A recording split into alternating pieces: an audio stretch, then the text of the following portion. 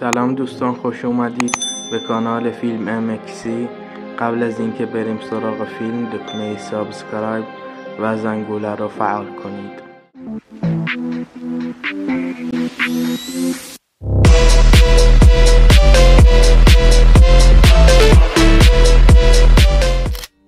فیلم شب داخل دیوار. این فیلم یک فیلم عادی نیست. با اینکه مجوز پخش نگرفته، نامزد جشنواره ونیز شده.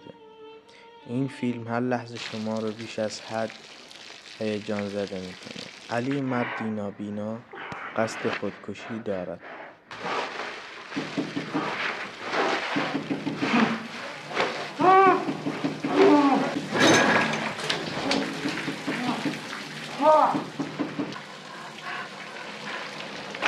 که توسط دربان ساختمانش منصرف می شود. به او اطلاع داده می شود که پلیس در جستجوی زنی است که فرار کرده و در جای از ساختمان مخفی شده است. علی با بازی نوید محمدزاده کم کم متوجه می شود که لیلا زن فراری داخل آپارتمانش است. پس از شرکت در احتراز کارگران که منجر به هرج و مرج شده، لیلا موحد با بازی دایانا حبیبی در مورد پسر 4 ساله خود که هنگام بردن او به ون پلیس گم شده مضطرب و نگران است. علی تصمیمی میگیرد تا لیلا را از این وضع نجات دهد و موقعی که لیلا خواب بوده و دوستش زنگ میزند تا حالش را بپرسد، علی گوشیش را پیدا می کند و سعی دارد تا با لیلا حرف بزند که لیلا با شنیدن صدا جواب بده. حرف نمیزنه. میشنوی چی میگم؟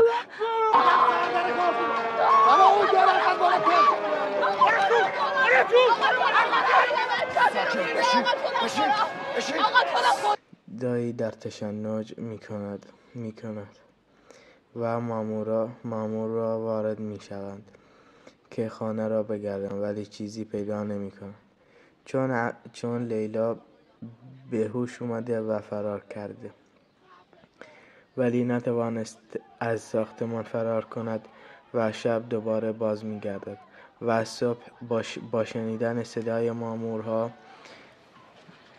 دوباره تشنج می کند و یاد صحنه هایی که توی ون پلیس افتاده می افته و چند دقیقه بعد دکتر میاد تا چشای علی را چک کنه و علی ازش میخواد تا قرص تشنج واسش بیاره و دکتر میفهمه که علی دختره رو توی خونش قایم کرده، ولی به مامورها چیزی نمیگه. سربسته گفتم حواست به خود باشه. چیه برای کسی نامه بیاد جرمه؟ من نامه حرف زدم. قرصو کی برام میاری؟ اینقدر ضروریه؟ میگم 2 روزه هی دارم تشنج میکنه. گذاشتم رو کارونه. بذار اول نوار مغز بگیریم بعد. نوار مغز چی؟ میگم حالم خوب نیست. بذار تا بعد. در زده میشه و انگار نامه‌ای برای او میاد.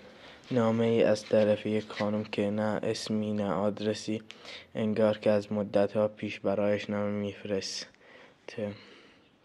و بعد از اینکه لیلا نامه رو براش میخونه، علی میگه که برو تو اتاق بخواب، راحت باش. بعد این که میره تو اتاق، علی پشت سر لیلا میره و در رو میبنده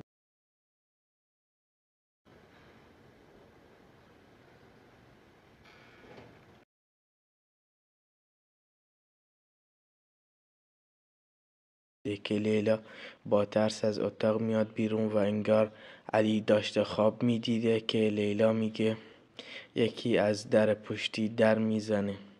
علی میره که یکی به او یک کلت کمری بهش میده و علی اون رو زیر مبل قایم میکنه.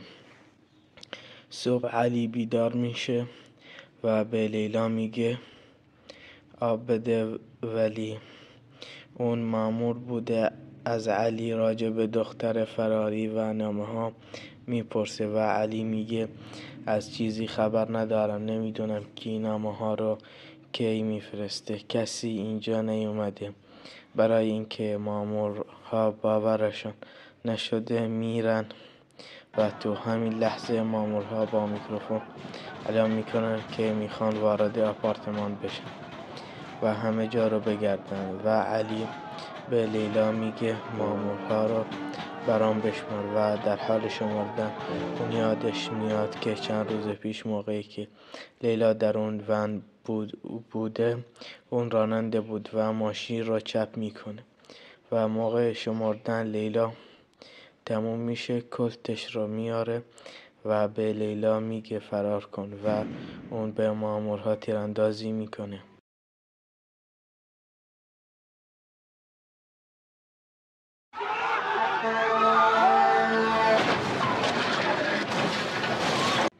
و لیلا که نتونست بره و علی را تنها بذاره و برمیگرده که تیر میخوره و به علی میگه که نتوانستم مثل 7 ماه پیش برم که کور شدی و از اینجا میفهمیم که علی راننده ون بوده و به خاطر لیلا ماشین را چپ میکنه که منجر به کور شدنش و الان 7 ماهه که در زندان انفرادی به سر میبره و این نامه ها رو لیلا براش میفرسته و لیلا میترسه که اسم و آدرسش رو بنویسه و مشخص میشه که علی در جریان این اتفاقات درگیر یک بیماری روانی به اسم اسکیزوفرنی هسته که همونطور که میبینید باعث این توهمات شده که انگار در حال درگیری با ماموران پلیس شده و فیلم با صحنه زندانی که علی تو انفرادی و آهنگی غمگین به پایان میرسد.